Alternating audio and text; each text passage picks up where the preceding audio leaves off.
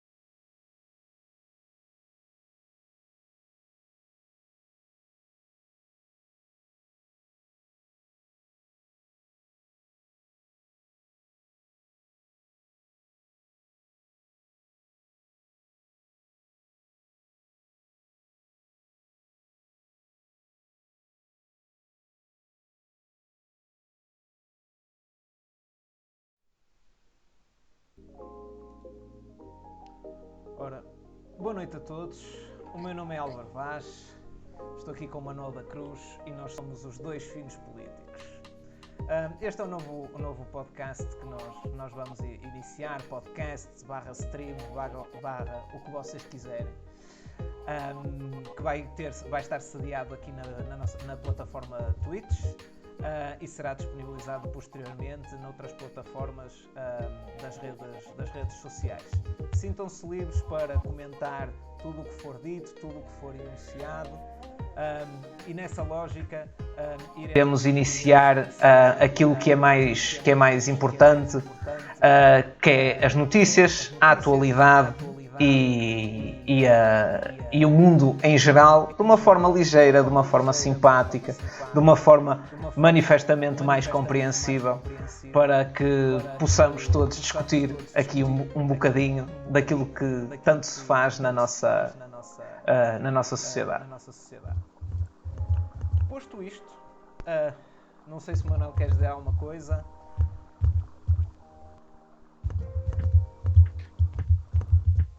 Não? Podemos iniciar então com as notícias. Não sei, Manuel, se me estás a ouvir.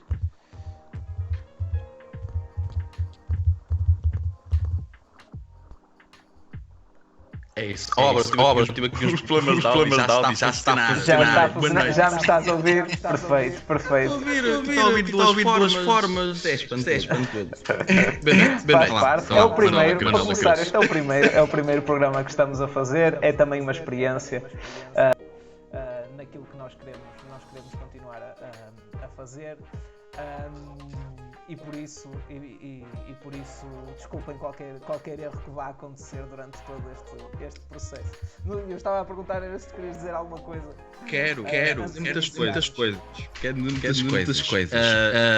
Opa, eu acho que isto aqui é a inauguração da discussão política na Twitch. Eu gosto muito da Twitch, eu faço parte de uma geração dos boomers, não é? Os infos excluídos, mas que progressivamente foram se integrando na era digital. Porque obviamente tempo do escudo. eu e tu, não é verdade? Mas com esta coisa da Twitch, que é mais de gaming, e depois tu tens, apesar de ser de gaming, tu tens uma grande abertura para chat, e acho que há espaço para esta discussão política, provavelmente em Portugal. Sei que já se fazem isso nos outros países, mas em Portugal não. Eu acho que isto aqui é um primeiro passo, que acho muito interessante para fazer estes lives de política, uma política mais de proximidade, uma política mais jovem, com uma linguagem mais acessível, e não aquela linguagem burocrática que normalmente nós assistimos. Por isso, acho que é, bem ou mal, é um pequeno passito. Sim, isso é realmente verdade, no sentido em que existe, e nós já vimos por mais do que uma vez, existem grandes comunidades no Brasil que fazem esse tipo de tweets, de streams, e que são, é que eles chegam ao ponto de estar a acompanhar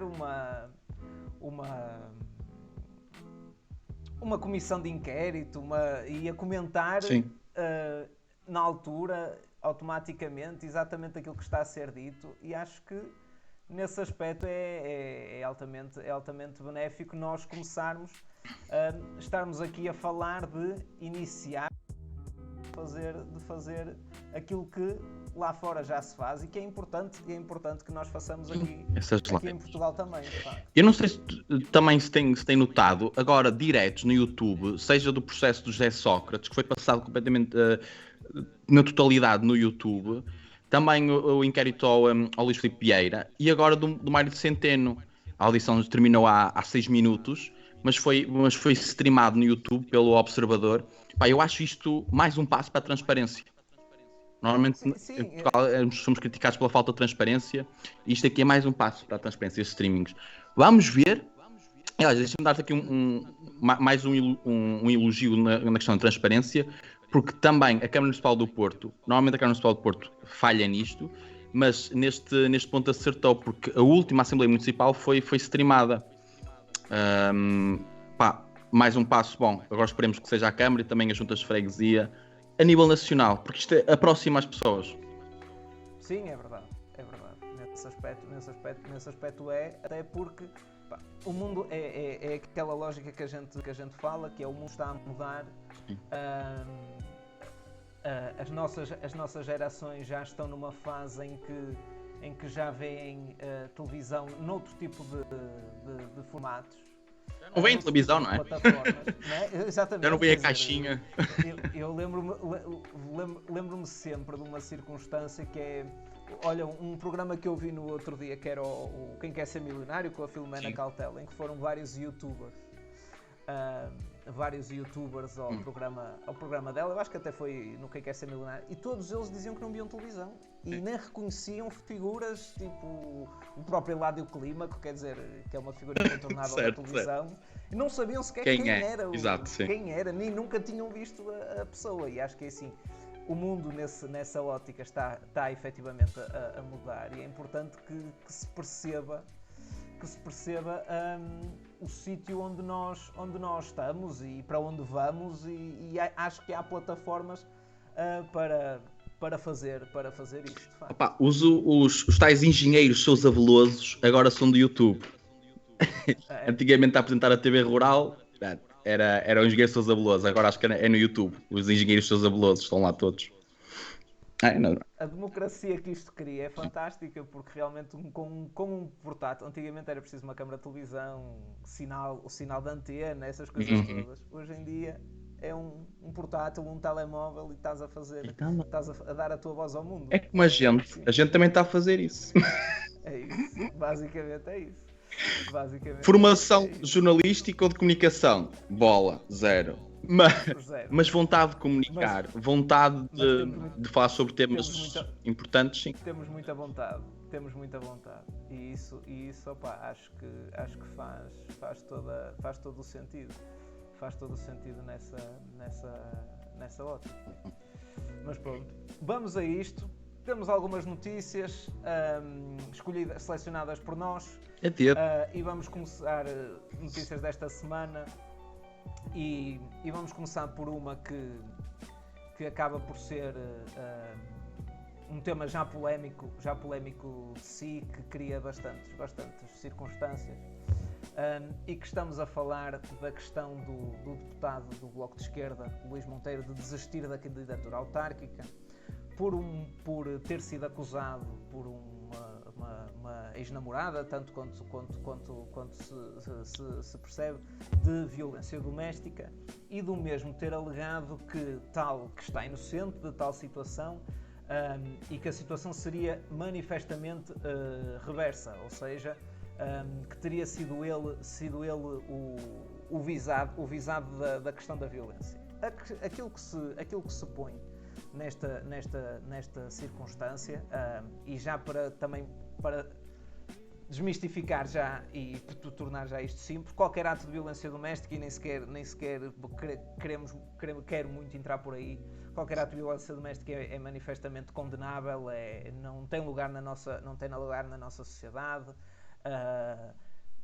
Era uma coisa que infelizmente esteve instituída culturalmente em Portugal como sendo algo perfeitamente normal, e não podemos estar aqui a negá-lo, que as mulheres tinham tolerar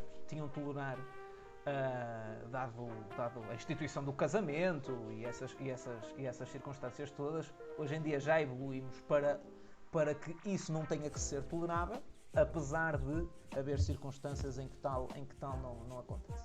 Mas aqui a questão que eu trazia mais aqui até é mais a situação do facto de ele ter desistido da candidatura autárquica.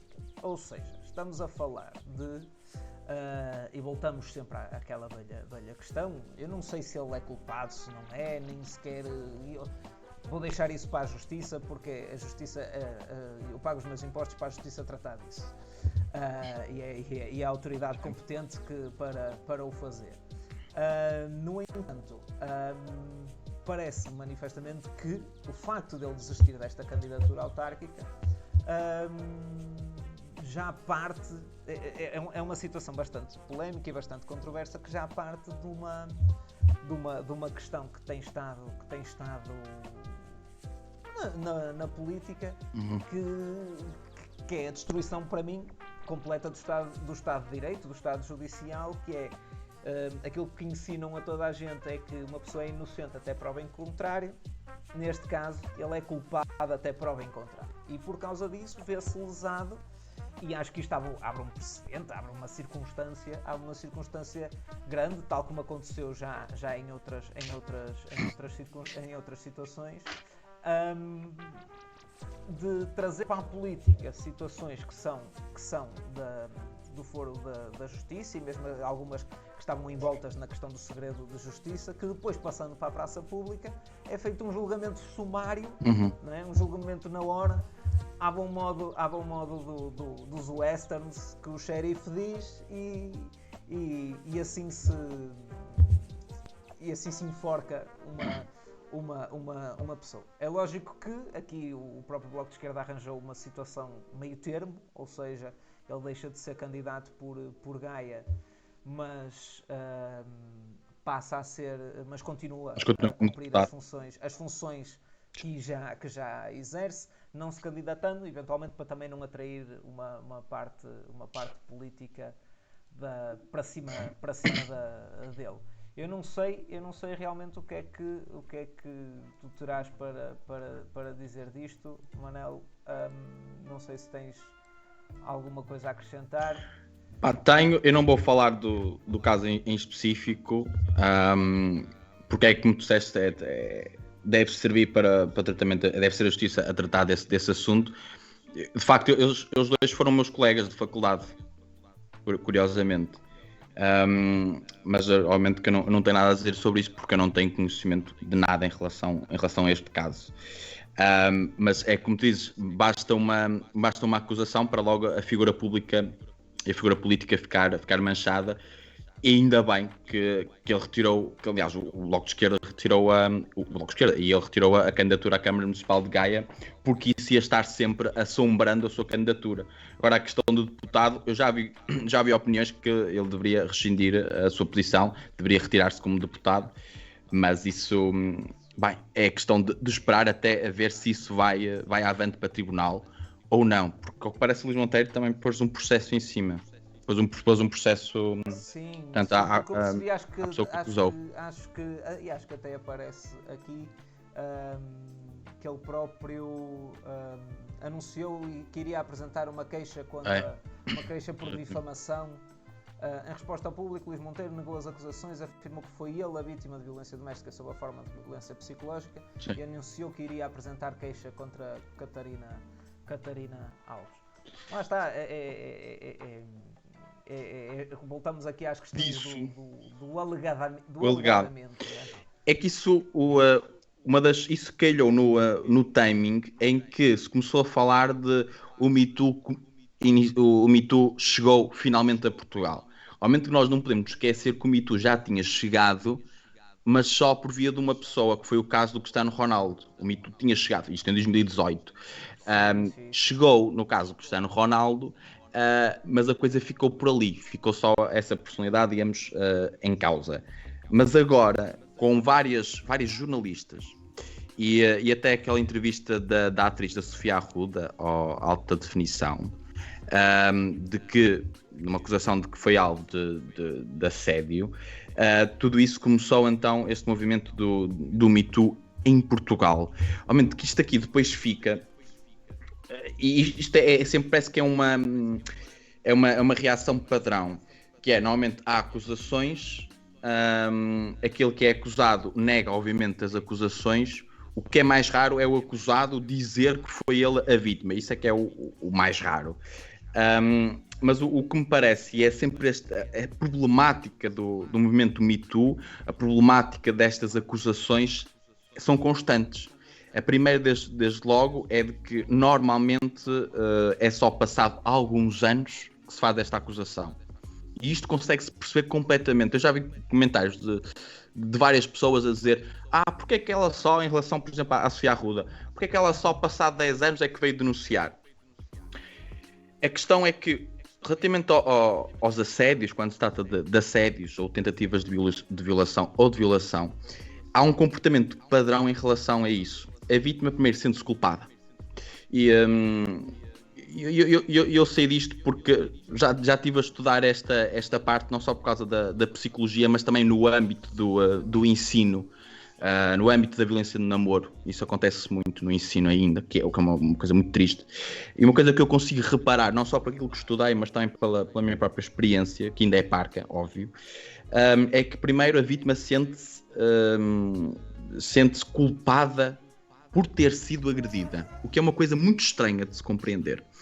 Mas é aquela ideia de, se calhar eu não fiz bem e ele reagiu mal, se calhar eu devia mudar X para ele não me agredir, porque eu devo sempre, a questão é sempre essa, eu devo ter sempre feito alguma coisa de mal para ele reagir assim. Portanto, há sempre este primeiro ponto da culpabilização da vítima, o que faz depois sentir-se envergonhada. O sentimento de vergonha é muito constante nestes casos. E o que depois, obviamente, que leva a uma demora. Eu ia dizer coragem, mas acho que coragem não é o termo correto. Porque cada pessoa demora tempo a gerir essa situação, demora tempo a gerir os sentimentos relativamente a essas sucessivas situações, e só depois, quando se sente bem, quando se sente preparada, é que denuncia, mas sempre com algum esforço e sempre com algumas reticências, porque são casos, de facto, que afetam a nossa dignidade, e para além disso, quando alguém denuncia, está-se a expor. Portanto, para além de ter sofrido aquela situação de assédio, tentativa de violação ou mesmo de violação ou de violência doméstica, apesar disso já ser traumático, depois a situação de expor é novamente traumática. E novamente eu assisto a isto, não só nas questões de violência no namoro no ensino, mas também por todos os relatórios que saem relativamente à violência doméstica, à violência no namoro. Esta é uma constante. Depois disto, ainda tem outra problemática. Ainda tem mais duas, para além destas todas. É que a pessoa, ao acusar, é sempre depois uma troca de acusações. Porque raramente há provas. As provas que poderiam haver são provas físicas, mas pelo tempo que passou, já não há provas físicas. Sim, nunca são muito flagrantes, é verdade. Nunca são flagrantes, exatamente. Acontece sempre no foro doméstico. E depois, para além disso, e agora falando no caso da violência doméstica, a pena máxima é de 5 anos. E o que acontece com o facto de ser máximo de 5 anos, agora é crime público, ainda bem. Só peca por ser tarde. Porque o máximo é de 5 anos, acontece que a pena pode ser suspensa. E na maioria dos casos, a pena é suspensa. Ou seja, mesmo que a pessoa tenha sido condenada, mesmo que se tenha demonstrado que ele praticou violência doméstica, acontece que a pena é suspensa, por isso o tipo sai livremente. Portanto, todas estas razões fazem com que seja muito difícil que haja uma acusação que deve, obviamente, ser feita, uma acusação sobre pessoas que praticam assédio e depois, mais grave, tentativas de violação ou de violência doméstica. Isto não continua a acontecer em Portugal, não é? Nós temos a recordação daquele ditado: entre marido e mulher não se mete a colher, não é? Que eu via muito isso em criança, que era uma coisa brilhante, não é? Não se mete a colher. Ainda bem que agora é crime público. Ainda bem que, exatamente. E agora sim, mete-se a colher, mete-se o garfo e a faca, pá. É que não estamos a brincar. O problema, novamente, para além destas, seja da culpabilização da vítima, que é uma constante, seja pela vergonha, seja depois por uma certa impunidade em relação à justiça. E é justificável esse sentimento de impunidade da justiça, por causa destes 5 anos que deveriam ser aumentados. É que se fossem aumentados mais do que 5 anos, a pena aí já poderia ser efetiva. O que era bastante positivo e um avanço na justiça portuguesa. Sim, quer dizer, eu já não digo só isso, até te digo mais, a própria questão de não haver, por causa disso, nem muitas das vezes E essa sensação de impunidade da pena suspensa nem é tanto, eu honestamente não me assusta tanto pela impunidade do culpado, mas sim pela proteção da vítima. Certo. No sentido em que estamos a falar de situações que muitas delas são reincidentes e que muitas das vezes há falha na proteção da Qual é a proteção? Da vítima. A proteção é uma ordem de afastamento, uma ordem de restrição, ou seja, o agressor não se pode aproximar da vítima. Pois, mas eu lembro-me de uma vez de me terem dito, o meu marido não se pode aproximar de mim, o meu ex-marido não se pode aproximar de mim. Mas isso o quê? E quando ele se aproximar, eu vou o quê? Vou pegar no papel do tribunal e dizer, olha, está aqui, não podes te aproximar. O que é isso que vai acontecer? Torna-se um absurdo, não é? E depois nós vemos casos, como quem vê a CMTV, não é? Já está habituado a isto. É ver-se casos de marido mata, ex-marido mata ex-mulher, ex-namorado mata ex-namorada. Porque depois não há essa continuidade. Claro. Mas também eu percebo a dificuldade de proteger. De continuidade, claro. Não dá para proteger, a não ser, obviamente, condenar. Ora, mas com este caso de a maior parte dos casos terem uma decisão de pena suspensa, bem, não é possível. Não é possível. Isto aqui a justiça portuguesa deveria, de facto, mudar e há projetos de leis em relação a isso para que se mude. Isto problemáticas em relação ao Me Too e obviamente, mais geral, é todos isto que nós já tratamos. Vamos à próxima. Ora, encerramento da creche em Sedufeita leva pais a organizarem a manifestação. Ora bem, eu tinha que trazer esta, não é? Eu tinha que trazer esta. Sim. Ora bem, isto...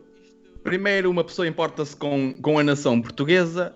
Quer dizer, em segundo, importa-se com a nação portuguesa. Em primeiro, com a nação portuense. Eu sou desses tipos.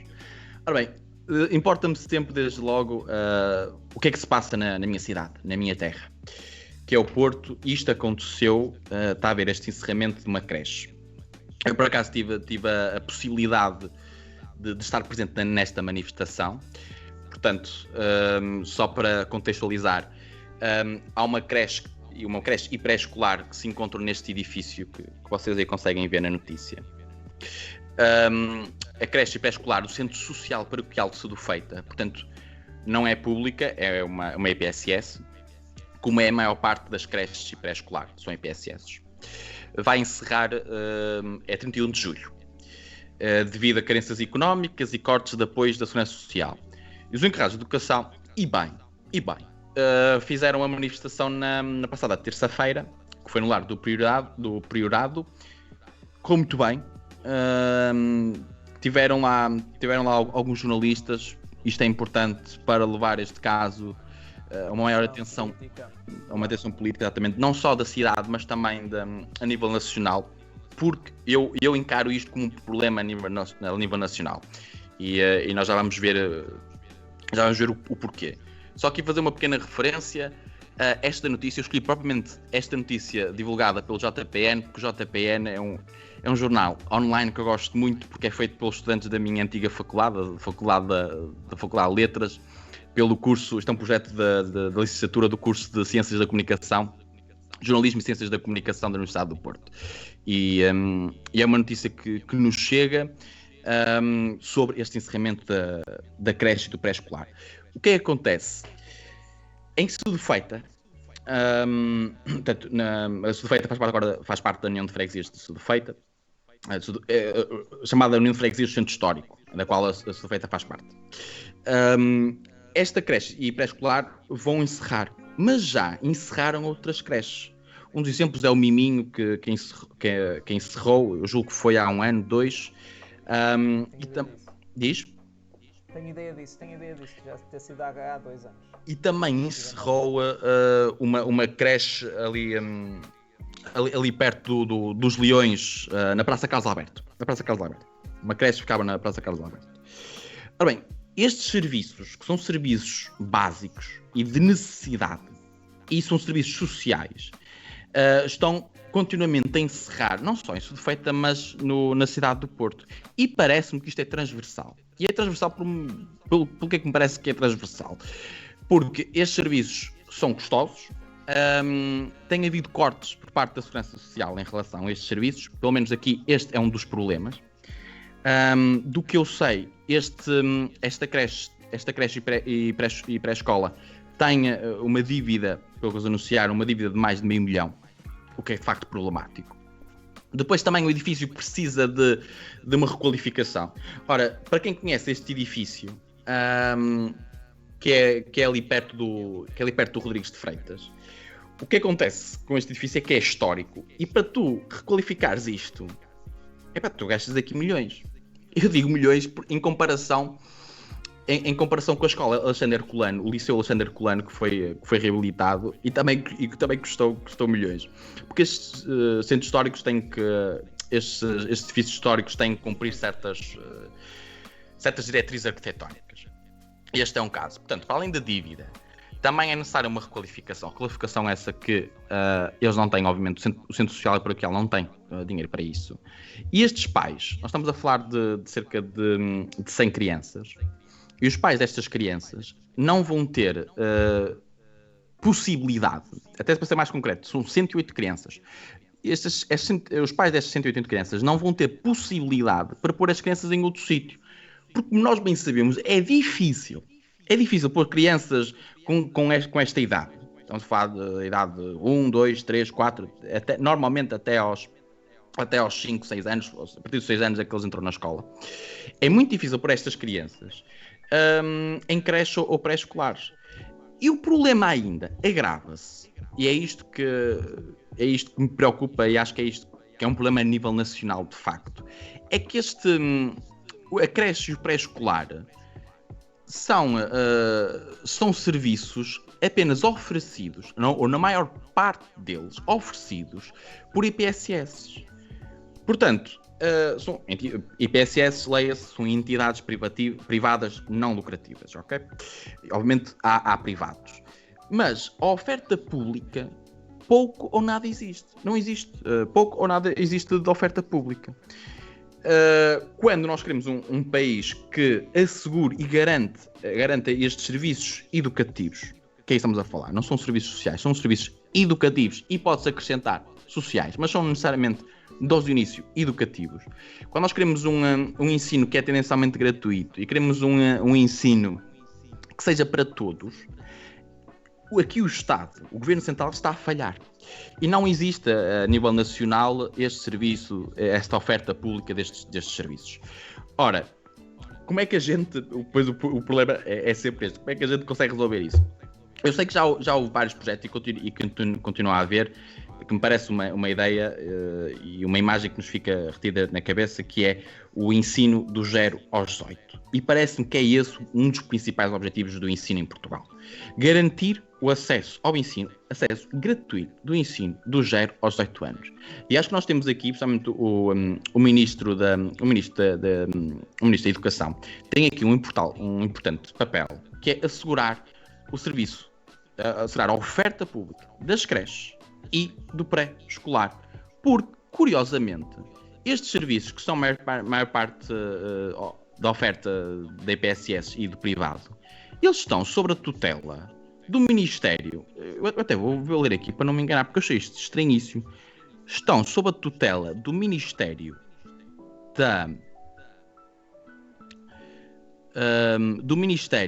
da Segurança Social, do Trabalho, até vou procurar, do Ministério do Trabalho, estão sob a tutela do Ministério do Trabalho, da Solidariedade e Segurança Social, portanto, só do Ministério do Trabalho, da Solidariedade e Segurança Social, sem articulação com o Ministério da Educação, uma coisa quase estranhíssima. Ora bem, aqui o que me parece fundamental é que o Ministério da Educação comece, desde logo, a articular com o Ministério do Trabalho para garantir esta oferta pública e depois, tendencialmente, que fique só sobre a tutela do Ministério da Educação, porque, novamente, a creche e o pré-escolar, é da obrigação do Estado garantir a estas crianças a gratuitidade da sua frequência. E somente quando falamos no Porto, é que no Porto não há possibilidade. É que no Porto as coisas estão cada vez mais caras. E as creches são caras. Nas EPSS as pessoas pagam mensalidade, se forem para um privado, então não tem. Portanto, a classe média-baixa, classe baixa não tem possibilidade de pagar a um privado para os miúdos nas creches ou no pré-escolar. Não tem.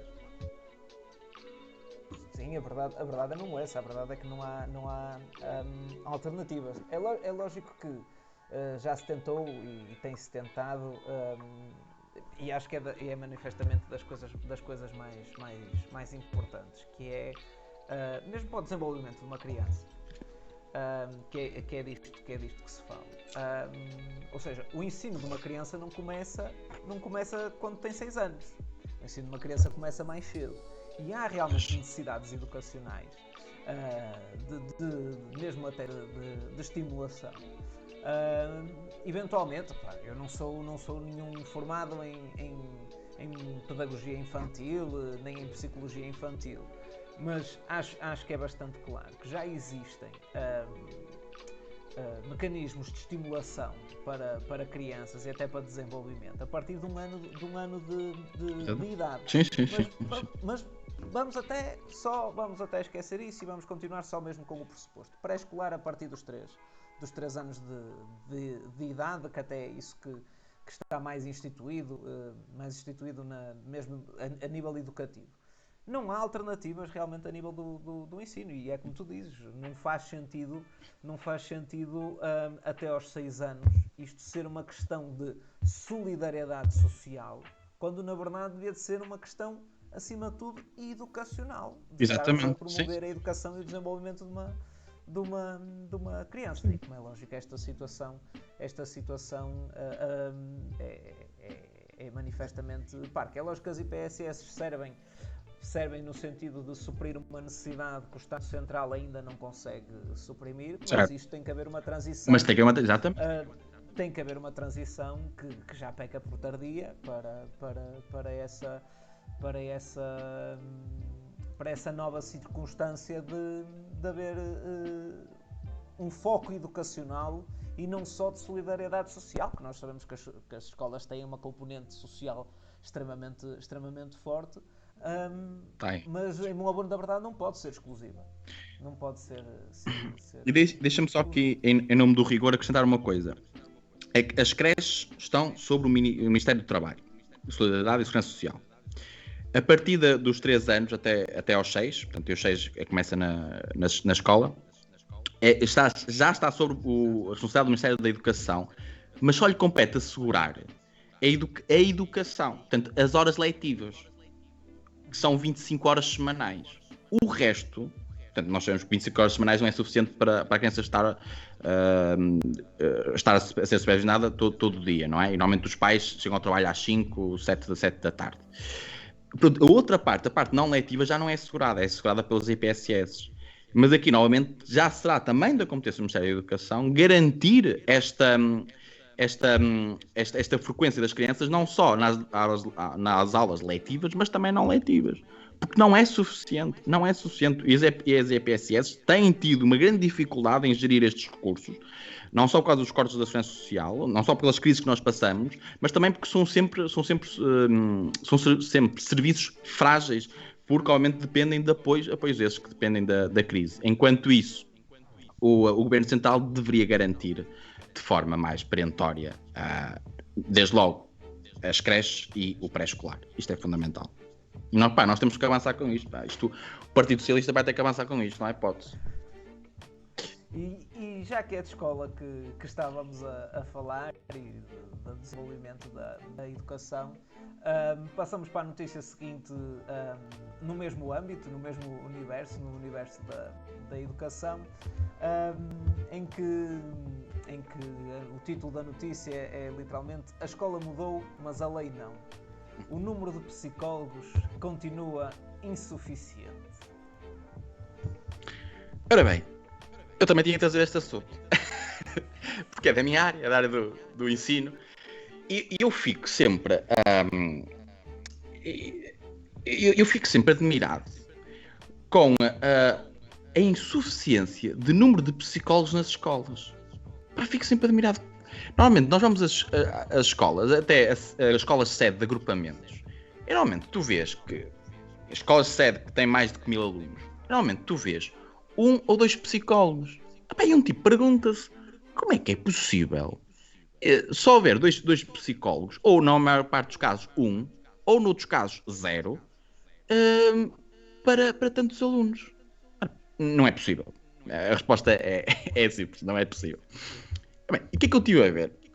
Isto estive aqui a investigar. Isto em 2015, a Ordem dos Psicólogos começou a descrever um artigo a dizer a realidade dos serviços de psicologia e educação públicos e privados. Eu já vou à notícia. Isto aqui é só para contextualizar. E neste artigo da Ordem, nesta publicação da Ordem dos Psicólogos, diz assim: em 2015, faltam 500 psicólogos no sistema público de educação. Faltam 500 para quê? Para ter um rácio de um psicólogo por 1000 alunos. Porque esta é a recomendação internacional. A recomendação internacional é que haja um psicólogo por 1000 alunos. E eu pergunto, mas quem é que são estes tipos? Estas recomendações internacionais, quem são estes internacionais que dizem que é suficiente um psicólogo por 1000 alunos? É que nós já conseguimos isso. Bem ou mal, já temos um rácio aproximado de um psicólogo por 1000 alunos. Mas isso não resolve absolutamente nada. Há escolas ainda sem psicólogos? E depois há escolas em que de facto tenham mais de 1000 alunos e temos um ou dois psicólogos. O problema aqui, e isso agora começou a enfatizar-se ainda mais, depois desta fase de confinamento dos miúdos, dos alunos, em que nesse período houve um aumento de ansiedade e de tendências para a depressão. Isso é visível. Eu não sei se não existem gráficos, mas eu como professor e a dar aulas neste momento consigo perceber isso, o número de alunos que têm ansiedade. Isso vê-se, é entrar numa escola e perceber completamente como é que é o ambiente relativamente à ansiedade. E se alguém quiser ter algum tempo, é falar com algum psicólogo da escola, porque a resposta será sempre a mesma. Se lhe perguntarem, você tem tempo para atender os alunos? A resposta provavelmente será esta: não. E não porque são muitos alunos. E é só, normalmente, um ou dois psicólogos. E depois, esses casos de ansiedade, que já é uma coisa que já se anda a falar há muitos anos, porque parece que esta geração é uma geração com níveis de ansiedade muito grandes. Não, e veja-se, não é por causa só dos testes, nem só por causa dos exames. Não é só por causa disso, é também por questões pessoais e de âmbito familiar. Também se consegue perceber que aqueles estudantes que têm condições socioeconómicas desfavoráveis têm mais tendência para a depressão e têm mais tendência para a ansiedade. Isto também aqui é um dado a não esquecer, porque a ordem, se existir uma ordem, uma organização familiar e um apoio familiar, o jovem não terá o problema de ansiedade não se verificará tão gravemente. Agora, se não existe este apoio familiar, se não existe uma organização familiar, então dificilmente conseguirá gerir a ansiedade, e depois isso obviamente vê-se na escola com ataques de ansiedade, ataques de pânico, etc. Isto é uma coisa comum nas escolas, alunos terem ataques de ansiedade. É uma coisa comum. E acho que todos aqueles que são filhos de pais, todos aqueles que são pais de estudantes, todos aqueles que são estudantes, acho que conseguem perceber este fenómeno que está a acontecer da ansiedade nas escolas. E depois o problema é que estes jovens, desde muito pequenos, que eu acho uma coisa extraordinária, é que são desde muito pequenos medicados. É aquele tal famoso Ritalina que tu conheces muito bem, não é? A Ritalina, acho que já na tua farmácia já foram muitos pais pedir a Ritalina, ou estou a mentir? Já temos esgotado muitas vezes, e também já temos esgotado muitas vezes. E tens esgotado muitas vezes, porque é para a ansiedade, não é? E eles normalmente pedem para a ansiedade. Usa-se mais, a Ritalina usa-se mais para a hiperatividade, sendo que agora há uma expressão muito grande de diagnosticar com relativa facilidade, na minha ótica, a hiperatividade, e também se vendem muito, mas aí estás certo. Trata-se muito as questões de ansiedade, vende-se muito, ou porque não conseguem dormir, vende-se muitas melatoninas, tratos de valeriana. Isto, a níveis ligeiros, não deixam de ser medicamentos, são os tratos naturais, mas quer dizer, deveriam de ser desnecessários numa criança em crescimento. Pois. Por aí só assim. Mas já que falámos aqui na questão dos psicólogos, eu acho que há aqui uma questão que isto nunca foi pensado, e eu, como profissional de saúde, falo muitas vezes disto, do chamado, a gente tem o Serviço Nacional de Saúde, tem o Plano Nacional de Vacinação, mas não tem um Plano Nacional de Saúde Mental. E acho que é assim, há muitas coisas que batem aqui. A primeira é o estigma, não é? O estigma cultural de que aos psicólogos só vão os malucos. Nessa ótica eu devo ser maluco, porque eu já fui um psicólogo. Pronto, será um bocado mais por aí. E aquilo que eu aponto mais, e tu falavas aqui na questão do rácio ou seja, nós estamos perto de atingir o rácio que se, apesar de ainda não termos atingido o rácio, estamos perto de atingir o rácio considerado internacionalmente e de parecer manifestamente pouco. A mim dá uma sensação que é assim, será manifestamente pouco, dependendo do tipo de psicologia que nós queremos nas escolas. Porque aquilo que eu tenho a sensação, e isto, eu também já falo disto mesmo em termos do resto da saúde, mas nisto para mim é pragmático. Nós gostamos de ter a saúde de apagar fogos, que é, a gente só resolve atuar quando o braço está a cair, quando já não se consegue mexer, e não tem uma ideia de que a medicina preventiva, para além de ser mais eficiente, muitas das vezes é, até mesmo a nível de recursos, seja de dinheiro, ou até mesmo do tempo do próprio paciente, de conseguir fazer com que o paciente, com menos tempo e menos desperdício e até mesmo menos dor consiga resolver um problema e ficar capaz para a atividade do trabalho. A questão aqui é que nós estamos a falar de crianças que estão em crescimento. Os primeiros 18 anos da sua vida serão os 18 anos mais importantes para a definição daquilo que a pessoa são. Não estou a dizer que é um fatalismo, mas que são extremamente importantes, porque o trabalho de uma criança é manifestamente, não é produzir rendimento, é crescer para ser uma pessoa ativa na sociedade e produzir alguma coisa. E eu acho que nós adotamos a questão psicológica, ou seja, adotamos a escola como sendo uma instituição para lecionar matemática, português, e não no sentido de desenvolver a pessoa. E eu acho que mesmo a nível de psicológico e a nível de psicólogo, há aqui um espaço muito grande que pode existir na escola, mesmo até para promover o elevador social, ou seja, pessoas em situações mais desfavorecidas. Acho que há mesmo aqui capacidades, e acho que é uma ferramenta tão importante e extremamente eficaz, o apoio psicológico para o desenvolvimento de uma pessoa, até para perceber que há uma realidade para lá daquela em que ela está a habitar naquele momento. Exatamente. Porque no fim é isto que a psicologia faz, é muito lógica naquilo que tu estás a sentir naquele momento, para que tu consigas mudar a lógica ou melhorá-la de alguma forma. E acho que isso só se consegue mesmo com psicologia preventiva. É um gasto superior, é sim senhor, e acho que se calhar mesmo que se investisse nisso, e isto acredito mesmo, vamos até supor que conseguias um rácio assim na loucura de um psicólogo para cada 100 alunos, que daria para fazer isso. Eu não sei se isso resolveria o problema, porque eu aí já estimava psicólogos que não teriam os 100 alunos, porque os psicólogos são para os malucos. Percebes? A ótica em Portugal ainda está um bocadinho... Pois, isso é uma coisa que é preciso combater. E que os psicólogos são assim, fazem uma espécie de mezinho, uma espécie de magia, porque quando eu estou nervoso e eu estou deprimido, eu é com comprimidos que lá vou. E isto eu falo como profissional de saúde, e até falando a título pessoal, eu quando fui ao psicólogo foi mesmo por causa disso, foi para não ter que tomar comprimidos. Porque eu também sei aquilo que eles fazem.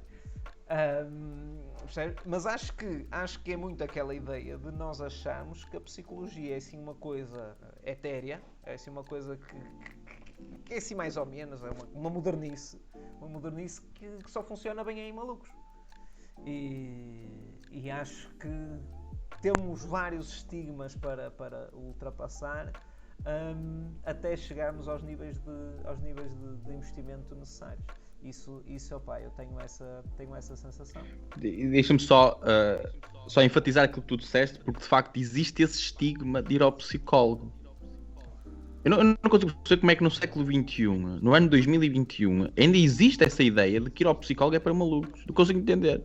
É que isso devia ser como se fosse uma consulta rotineira para saber como é que está o nosso... como é que está a nossa mente, como é que está o nosso comportamento, como é que está aí, como é que são a gestão dos nossos sentimentos.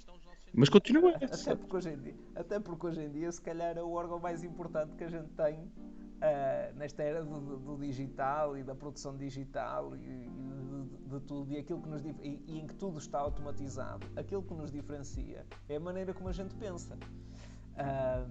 E acho que é isso, não é? Quer dizer, é isso que nos torna diferentes. Mais importante se torna. Isso é verdade. Isso é verdade. Vamos lá ver então se há um investimento do Ministério da Saúde por causa da saúde mental, e vamos ver se isto da pandemia serviu para dar um impulso nesse sentido. Vamos ver se vamos para lá do rácio nas escolas e vamos ver se conseguimos combater este estigma de ir ao psicólogo, porque o psicólogo não é para malucos, é para toda a gente. Muito bem. Voltando à política nacional, se bem que ainda nem sequer começamos nela, que foi mais um caso de direitos, liberdades e garantias, mas chegando à política nacional, tenho aqui uma notícia que eu trouxe, que eu adorei por duas razões. Primeiro, concordo com o Presidente da República em muitas das questões, mas com esta eu estou totalmente de acordo. Se não tivéssemos em pandemia, dar-lhe um beijinho na testa, porque acho que esta foi das melhores coisas. Dar-lhes afeto. Dar-lhes afeto bastante. Aliás, o Presidente dos Afetos também merece algum afeto a retorno. Eu acho que sim. Não é só dar. Porque... E nessa ótica, a notícia é: Marcelo quer regionalizar a bazuca. Entenda-se por bazuca. Entenda-se por bazuca o financiamento e o apoio financeiro do Plano de Resolução e Resiliência, Plano de Recuperação e Resiliência, que o governo português atempadamente já mandou para a Comissão Europeia, para o financiamento dos projetos, e que já tem projetos em vista para funcionar. A questão, e isto voltamos sempre é esta questão. Concordo plenamente com esta ideia de descentralizar os investimentos. Descentralizar porquê? Porque existem, e já ficou provado, e na altura da Troika ficou mais do que provado, quando se tentou fazer a centralização de muitos serviços que até eram municipais, o confisco das águas do Porto, a questão dos STCP, que também queriam ser centralizados. Certo. Que, eventualmente, com alguma questão que se conseguisse poupar, algum dinheiro, o serviço, ou seja, o output que se conseguia era muito inferior, e daí que houvesse essa poupança. Mais do que isso, as realidades regionais não são as realidades de Lisboa. As necessidades regionais não são as necessidades de Lisboa. E é lógico que um dos argumentos que mais se punha para a centralização destes apoios e deste processo ser feito em Lisboa tinha a ver com a democratização do processo, uma vez que os órgãos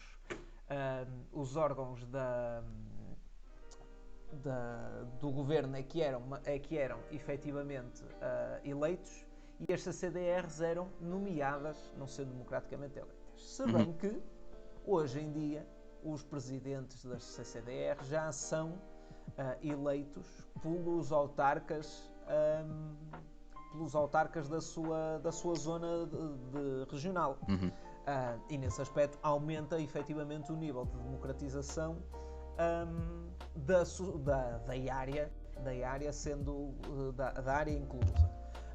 Eu manifestamente continuo a achar que, sendo um órgão tão importante, deveria de haver um outro nível de democratização mais geral, ou seja, mesmo a eleição universal. Mais aberto e transparente, não? Mais aberto, eu já nem digo transparente, dizia mesmo mais aberto. Sim. Se bem que aqui leva à transparência, que é até por uma questão de estamos a falar de desenvolvimento, estamos a falar de recuperação económica, estamos a falar que são circunstâncias e vão ser investimentos que vão impactar a capacidade produtiva e, nomeadamente, o bem-estar económico que se irá gerar com estes investimentos. E no fim, quem sabe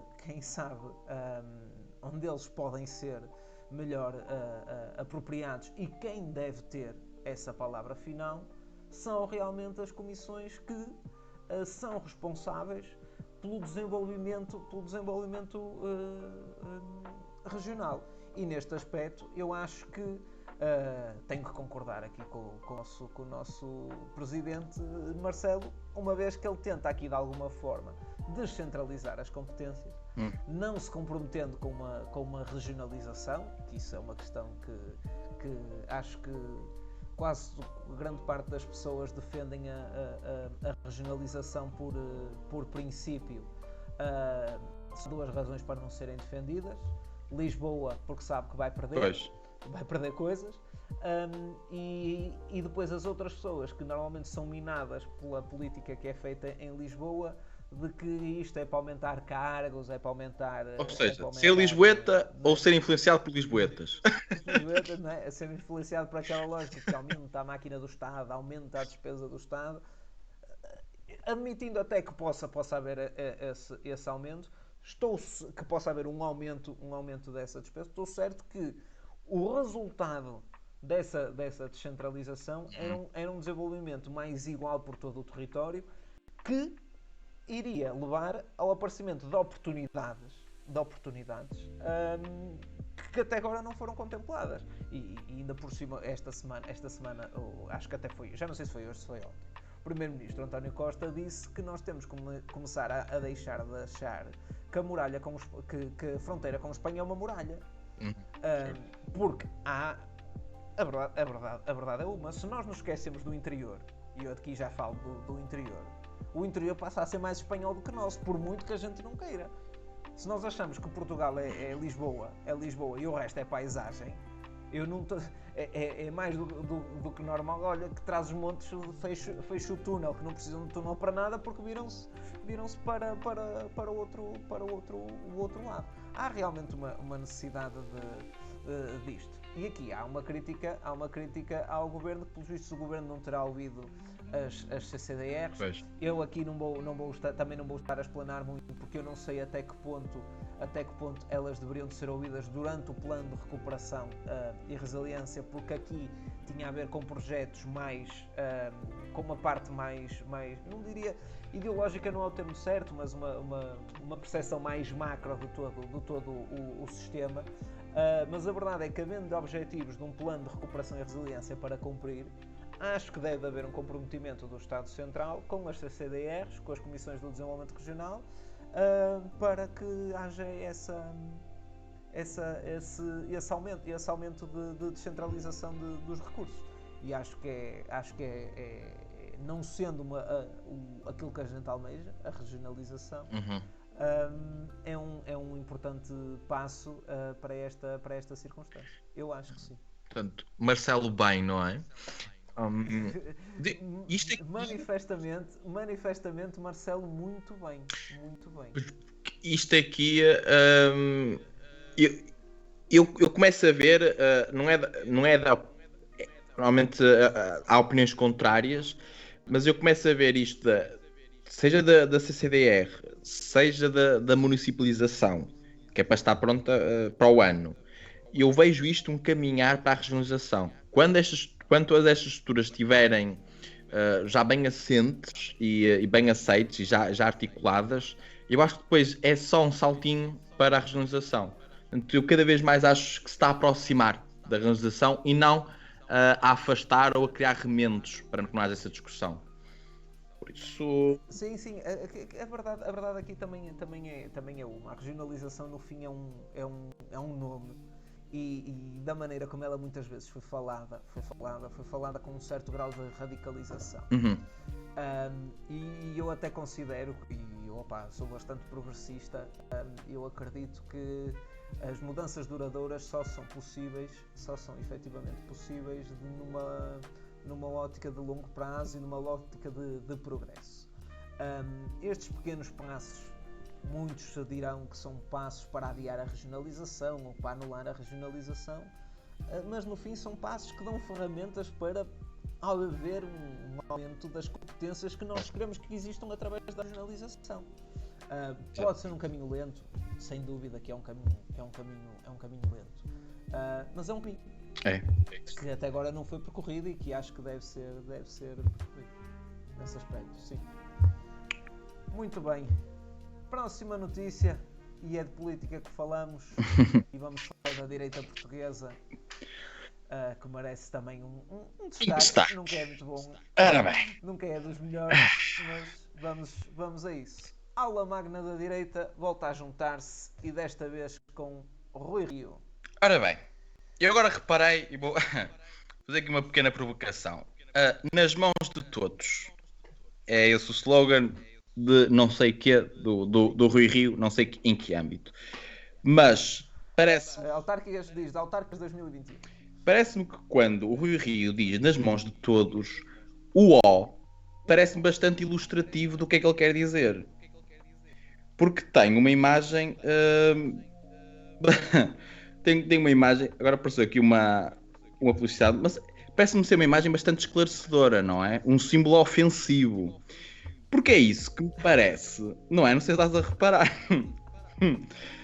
Ora bem, o que é que acontece? Isso... pequenos reparos. Porque ao que parece, o Rui Rio, portanto, ilustre autarca do Porto, que fez grandes obras no Porto, desde logo ter mandado abaixo bairros e depois não ter assegurado os apoios sociais devidos. Portanto, como podemos imaginar aqui, os portuenses sentem-se muito agradecidos pelo trabalho do Sr. Rui Rio. Agora, o que ele decidiu fazer foi participar no MEL. O que é o MEL? O MEL é o Movimento Europa e Liberdade, que eu julgo que é anualmente. Anualmente eles organizam um congresso, que é normalmente 2 dias.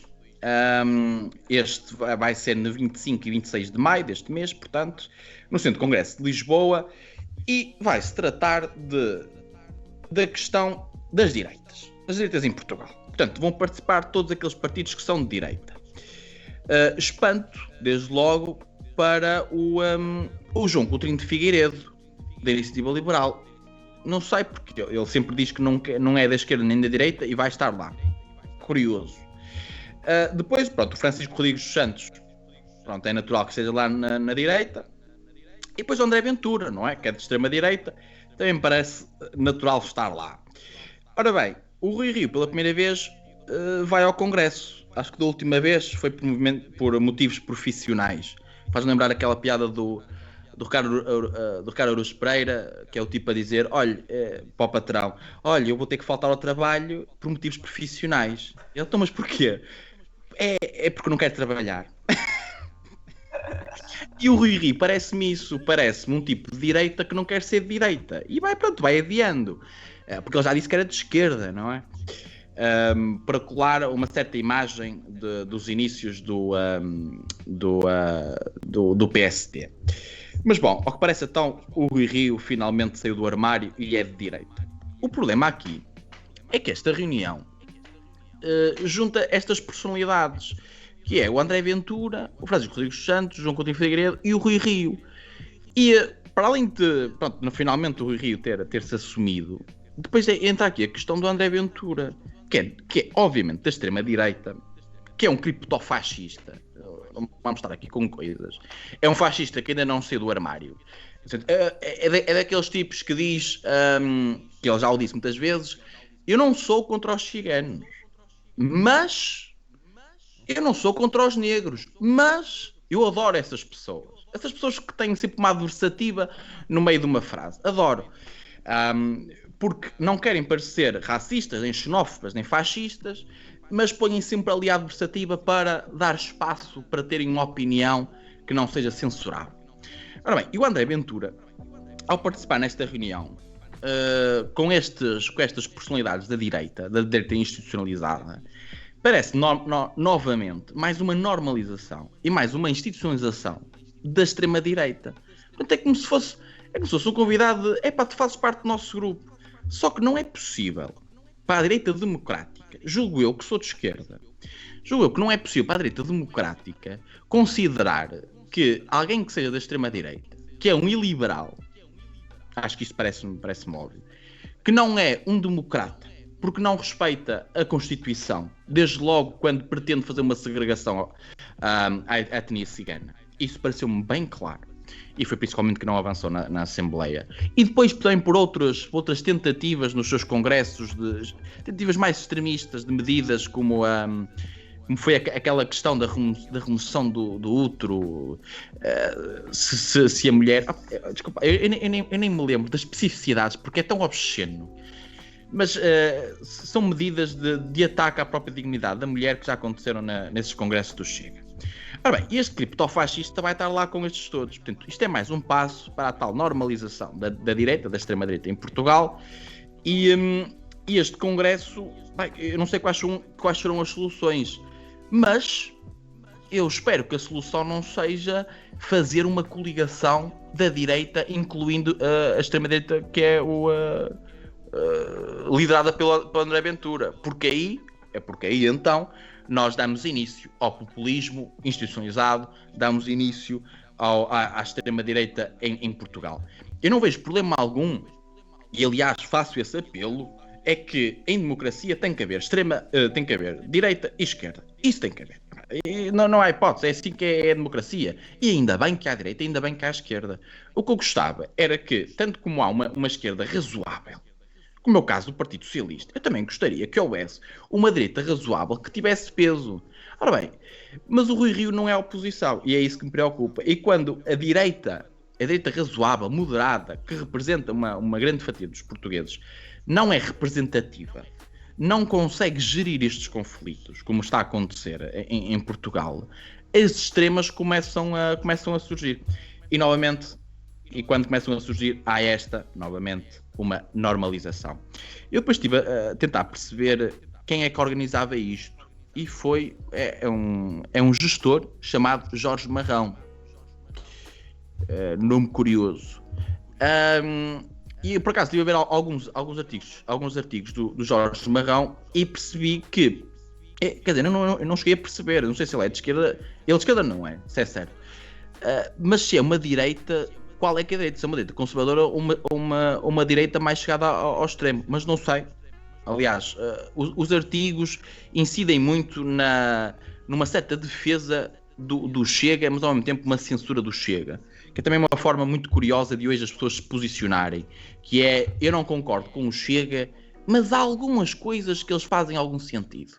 Portanto, estas coisas que parecem, estas conferências, estes congressos, que parecem inocentes, que é só para o bem da democracia, que é só para garantir a saúde da liberdade de expressão, normalmente vêm com uma intenção de dar mais palco a esta extrema-direita, que obviamente está em crescimento, e agora veremos como é que isto corre nas autárquicas e depois nas legislativas. E portanto, o Rui Rio, novamente aqui, mal. Se o Marcelo esteve bem, e muito bem, aqui o Marcelo, novamente mal, são da mesma área política, só que o Rui Rio ainda não percebeu em que área política se encontra e também ainda não percebeu que na sua área, que é a direita, eu espero que alguém diga ao Rui Rio que ele é de direita e que deveria representar a direita em Portugal, coisa que não representa, e ao não representar está a dar espaço para esta extrema-direita. Sim, isso é verdade. Aliás, estava aqui um movimento que se chama Liberdade, não é? Movimento de Liberdade e Europa é Liberdade. Levar André Ventura não deixa de ser engraçado. Eu adoro essas liberdades. Estamos a falar de uma pessoa que tem propostas que que são verdadeiros atentados à liberdade individual. É aquele tipo de defesa... Não é? Quer dizer, não faz, aquele não faz tipo... muito sentido. Sabes aquelas pessoas que insultam e depois dizem mas isto é liberdade de expressão. É aquela defesa da liberdade de expressão de modo perversa, não é? É como aquelas quando nós na escola a gente punha assim, aproximava a mão da outra pessoa e dizia: o ar é de todos. Todos não podes tocar. Estás a ver isso? É esse tipo de cretinice, de perversidade que este tipo de pessoas faz, que é com a bandeira da liberdade de expressão vão defendê-la, mas defendê-la com objetivos perversos. Bem, eu posso te insultar porque é liberdade de expressão. Liberdade de expressão não tem limites. Por isso posso tocar e posso te ofender e etc. Que é o que esta conferência vai provocar. Sim, isso é manifestamente verdade. Aliás, não se percebe qual é o intuito destas conferências. Certamente não é inocente. E realmente não se percebe como é que se junta assim este aglomerado de oradores que parecem, tendo alguma coisa a ver, parecem não ter muito a ver, e lá está, é como tu dizes, assim se normaliza a extrema-direita. Aliás, aquilo que a gente não se pode esquecer é que a extrema-direita na Alemanha também foi normalizada e no fim conquistou meia Europa, não é? Se bem que eu não concedo a mesma capacidade de gênio, de gênio do mal, para passar aqui o coisa, a capacidade intelectual de Hitler não revejo em mais nenhum líder proto-fascista ou fascista da Europa. Mas é extremamente gravíssimo quando existe alguém que com um discurso, porque isto depois é a questão assustadora, que é uma pessoa com um discurso que nem sempre é muito lógico, que muitas das vezes chega ou seja, que é simplório. Como é que é uma mensagem que passa para pessoas que têm tendência a dizer que estão fartas dos políticos e acham que isto é novo? Ou seja, uma pessoa que diz que vou resolver o problema dos ciganos. Vais como? Vou resolver. Que é? Vai atirá-los para um gulag? O Hitler foi isso que fez. Percebe? É isto. Vou resolver o problema. Como não interessa. E a questão é que a moralidade de problemas sociais, da resolução de problemas sociais, está nos detalhes, está no processo disto. Não se resolvem problemas como a criminalidade, ostracizando uma parte da sociedade que quem for e quem não for, vai tudo a eito pela mesma medida. E eu tenho a pergunta, Álvaro, eu tenho uma pergunta para ti. Tu és um português de bem? Já foste ver isso? Era importante ver isso. Porque é assim que estes tipos fazem. Opa, mas isso é assim, eu digo-te uma coisa. Eu acho que aquilo que é mais condenável naquele discurso todo é e que normalmente, e aquilo que me irrita é que assim, é um discurso que tem sempre perna curta. Sempre perna curta. Que é o discurso moralista. Que tem sempre perna curta, que é porque são lá essa história dos portugueses de bem, que eles é que fazem e que são dotados e imbuídos de uma moralidade, que fazem o bem e como as coisas deviam de ser, e quem não fizer como eles são animais, trogloditas, selvagens, o que quiserem chamar. Mas depois aquilo que chega a ser engraçado, primeiro a questão de não respeitarem a diferença já é totalmente abominável. Mas aquilo que acontece muitas das vezes é que são dotados de elevados níveis de moralidade que depois, mais cedo ou mais tarde, não chegam a cumprir. E assim se cai uma máscara. Aliás, a última notícia da Marine Le Pen, que é dotada de uma moralidade anticorrupção da classe partidária, porque os partidos isto, os partidos aquilo, e estão acusados de ter desviado 6 milhões de euros da União Europeia. Quer dizer, não é? E assim, e a minha questão é, são dotados de uma moralidade, chegam a estas circunstâncias, a moralidade deles é totalmente questionada, e aquilo que acontece é que depois estes fenómenos não se quebram. Mesmo assim, não se quebram com esta objetividade. Foi aquilo que aconteceu nos Estados Unidos. Nos Estados Unidos isso foi muito óbvio, a questão do Trump. Que estas coisas eram de tal maneira óbvias, mas que mesmo assim, quando estas coisas surgiam, eram mentiras publicadas pela CNN. Não é? Se perguntasse, era política, porque foi inventado pela CNN. Daí, ainda bem que nós temos o polígrafo, pá. Acho que isso é uma excelente iniciativa. O polígrafo? Eu acho que sim. Com as suas limitações, sempre, Sim, aquelas certo. histórias do impreciso e tudo mais, mas acho que nesse aspecto é um tipo de jornalismo, que me faz sentido. Só que é um jornalismo demorado, e isto agora, o jornalismo parece que tem que ser rápido, Pois é. por isso é que está manifestamente carregado de vox pop, que aquilo dá vontade de chorar, não é? Acabou de tomar a última vacina, como é que se sente?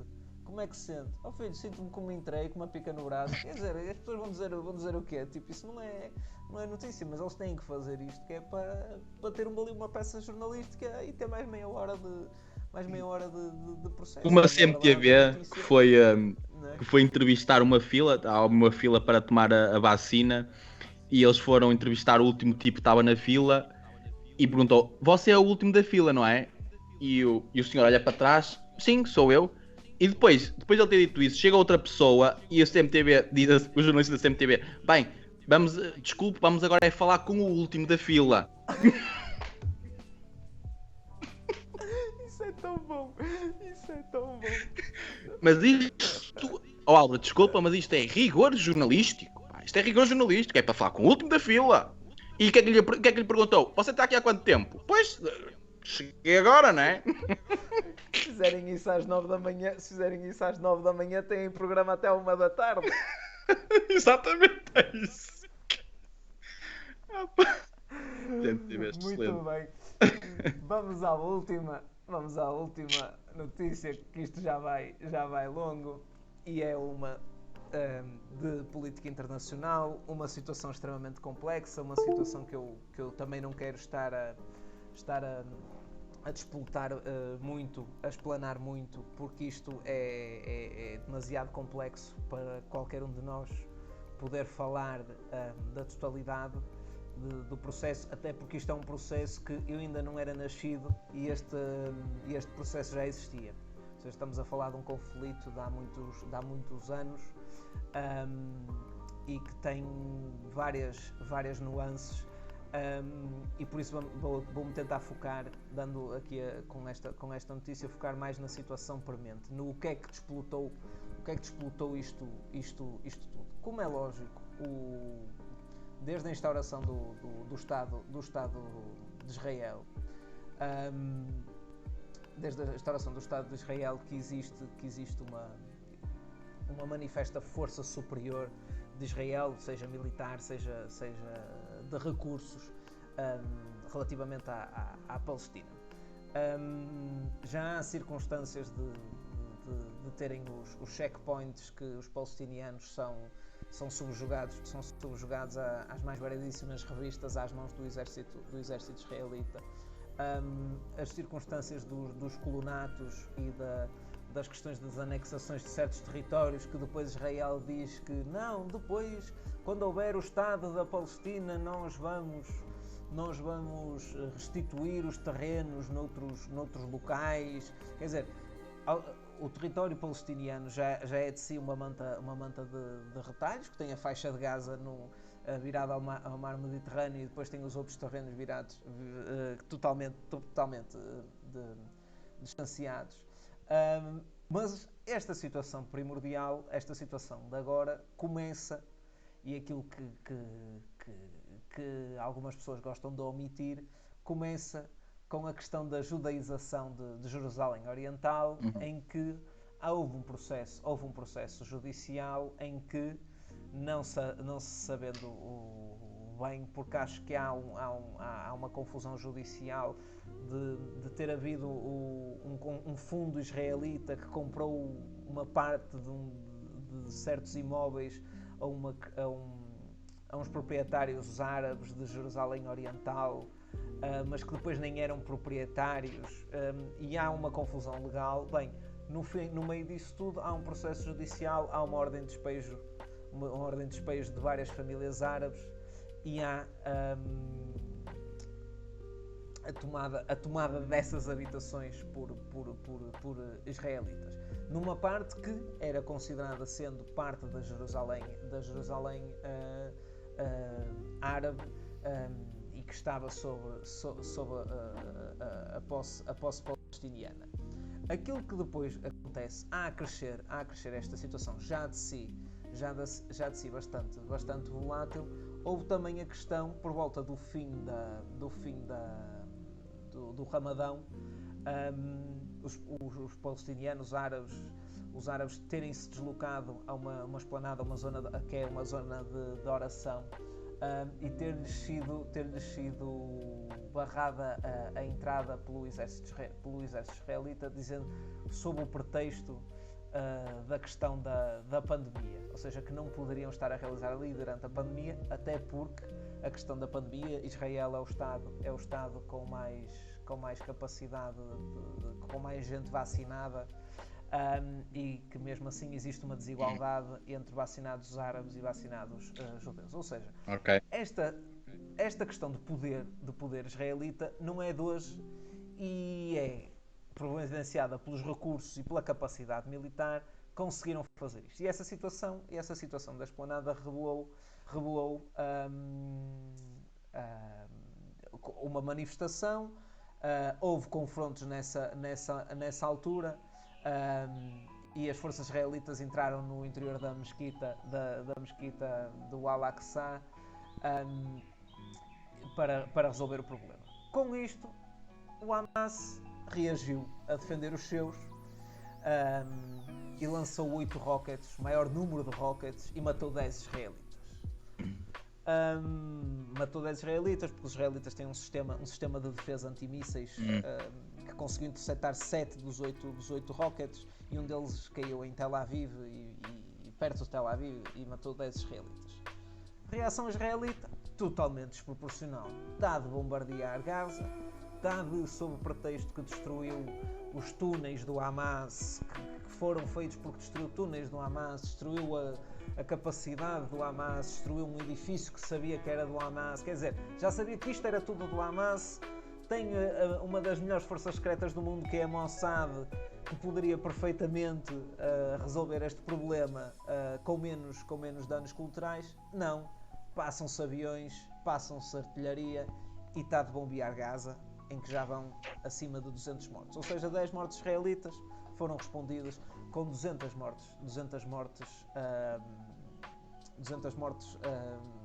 na Palestina, e é para a Palestina ver como é que a coisa se proporciona. Posto isto, isto também tem outro contexto, que é, e isto é uma lógica bastante americana, que é a lógica de que quando o presidente que está no poder está a ter índices baixos de popularidade, inicia uma guerra noutro sítio qualquer, ou providencia uma guerra noutro sítio qualquer, para se mostrar como salvador da pátria. O Benjamin Netanyahu já está na terceira, se não estou em erro, na terceira eleição consecutiva em que não consegue garantir uma maioria para formar governo. Está envolto em processos de corrupção, de desvios de dinheiros públicos, nesse mesmo contexto. E, vamos ser honestos, uma circunstância destas coloca-o como um salvador de Israel, um protetor de Israel, que lhe pode dar alguma dessa vantagem eleitoral. É lógico que isto depois há toda uma situação internacional, quer dizer, isto depois é um emaranhado, porque há muitos interesses. Os Estados Unidos não vão contra Israel porque são o seu aliado no Médio Oriente. A Europa tem o problema porque Israel tem uma força económica bastante grande. A questão aqui, no fim, é que muitas das vezes pinta-se este fenómeno, o israelo-árabe, ou israelo-palestiniano, que é o termo acima de tudo, como sendo uma circunstância religiosa, mas no fim não é religiosa, é acima de tudo de poder. poder, que no fim é o que isso é. E a religião é um motivo, não é? É um falso quer dizer, nesta circunstância já não é um motivo. Isto já nem é uma questão religiosa, pode ser racial, se quiseres, étnica. É uma questão de poder, os israelitas de um lado e os outros do outro. É lógico que no meio disto tudo também há um problema grave. Benjamin Netanyahu é bastante mais, faz parte de uma direita menos moderada e mais extremada, mas a liderança que existe na Autoridade Nacional Palestiniana, porque a Palestina não é um país, é uma liderança da Fatah, que é o outro partido que não o Hamas, que é quem foi eleito democraticamente, mas foi eleito democraticamente em 2009. E estamos a falar de um líder, que eu agora não me recordo do nome, um líder que já super, hiper, mega idoso, que já não tem condições, que até está com umas circunstâncias de saúde bastante grandes, e que tem conseguido protelar as eleições para a autoridade palestiniana. Porquê? Porque a Fatah, que era o partido de Yasser Arafat, que na altura conseguiu realmente um tratado de paz com o Shimon Peres, que tinha sido algo de extremamente fantástico, que até foi o Bill Clinton que fez a intermediação e que era o início dessa paz. Hoje em dia essa liderança da Fatah não existe, e quem protege é o Hamas, que é também uma facção mais extremada.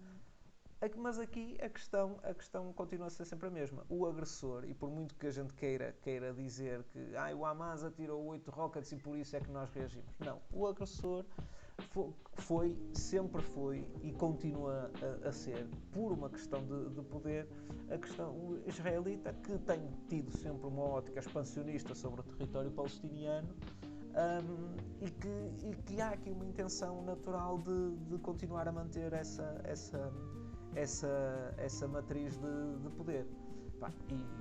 E é manifestamente desnecessário. Toda a reação foi totalmente desnecessária, desmesurada, constitui, à luz do direito internacional, pode até mesmo constituir um crime de guerra, porque estamos a falar da destruição de blocos residenciais, de crianças desalojadas e de crianças mortas em elevado número, num número muito superior. E eu, como sou daquelas pessoas que, como bem no Batman, no Homem-Aranha, há uma frase que eu decorei de ler o Homem-Aranha, que é: com um grande poder advém sempre uma grande responsabilidade. E acho que Israel, nesta circunstância, sendo o país com mais poder para resolver a circunstância, não está a ter a responsabilidade necessária para o fazer, estando até a ter a responsabilidade de instigar esta tensão, que de alguma forma pode até beneficiar o Benjamin Netanyahu. Percebes? É isto. Mas achas que a política de Trump enfatizou esse conflito? Sem dúvida. E houve uma coisa, se noutras circunstâncias, porque acho que ele próprio conseguiu, a administração Trump conseguiu de alguma forma, em alguns pontos, minimizar estes erros, mas tudo isto foram circunstâncias para compensar um primeiro erro gigantesco, que foi a proclamação de Jerusalém como a capital de Israel, a mudança da embaixada para Jerusalém. Isso foi uma agressão ao pressuposto de que Jerusalém era, como é terreno partilhado, não poderia ser a capital de Israel, porque a capital é Tel Aviv. E acho que nessa ótica houve uma falha muito, muito grande. Acho que sim. Isso aí, mas agora com o Biden, as coisas podem amenizar. Obviamente isto aconteceu durante o mandato do Biden, mas acho que os Estados Unidos da América podem ter uma positiva intervenção? Acho que os Estados Unidos são os únicos que podem ter uma posição capaz de reverter esta circunstância. Dos últimos avanços, não me parece que seja isso que vai acontecer. E eu vou-te dizer porquê. se tu seguires os posts da Casa Branca, o primeiro post foi Israel tem o direito a defender o seu território contra agressões externas. O primeiro post foi este. O segundo foi, que foi no princípio deste dia, apelar a um cessar-fogo. Percebes? Só que a questão é que muitos dos interesses económicos dos Estados Unidos estão relacionados com a comunidade judaica. E a verdade é um dos grandes interesses do Médio Oriente dos Estados Unidos estão sediados em Israel, porque Israel é a base, é a presença ocidental no Médio Oriente. Honestamente, eu acho que Biden tem um problema gravíssimo que no fim acaba por ser a razão pela qual ele é eleito, que é a capacidade de ter muitas indústrias lobistas do lado dele. Mas são essas mesmas indústrias lobistas que o vão trilhar para esta circunstância. E acho que o Biden já não tem a força política que o Bill Clinton tinha na altura de se criar. E a questão é que assim, toda a situação é bastante complicada, porque tu não consegues mediar um conflito com um presidente israelita que não o quer e com um presidente da Autoridade Nacional Palestiniana totalmente incapaz, percebes? Acho que isto vai ser uma coisa mais descentralizada, de pressão mundial em cima de Israel do que de outra forma, percebes? Até Israel achar que a Palestina já aprendeu a lição, porque até lá vai-lhes cair o mundo em cima. Pois essa é a ideia de Israel, não é? Dar uma lição. Mas é o que está aqui na notícia, não é? Dar uma lição. Então, e a questão é que é assim, faixa de Gaza, depois é um problema. A faixa de Gaza é o território palestiniano que não tem solução. Porque eles fazem fronteira com Israel, uma fronteira muito pequenina com o Egito, e o resto é com o mar Mediterrâneo. Ou seja, eles estão trilhadíssimos. Ou seja, não há por onde fugir. Só mesmo com a pressão mediática é que isto se conseguirá mudar. Percebes? E pronto. E é isto. Olha, tivemos tudo esta noite, menos os finos. É verdade. Temos que começar a considerar isso. Aliás, eu acho que temos que começar a partilhar esta nossa gravação, no sentido de procurar alguns patrocínios no Porto. Eu não sei qual é a política do Twitch relativamente à publicidade alcoólica. De qualquer das formas, parece-me manifestamente importante conseguirmos fazer uma coisa desse género. Olha, não pode ser Sagres nem Sergal. Portanto, quanto mais não seja por sermos uns regionalistas com exatamente isso. Superboc ou Nortada. Nortada também devia ser. Por isso espero que eles estejam a ouvir neste momento. E pronto, foi este o programa desta semana, comigo, Álvaro Laranjeira Vaz, e com Manuel da Cruz, e voltamos para a semana com o nosso programa. Até lá, fiquem bem. Tchau.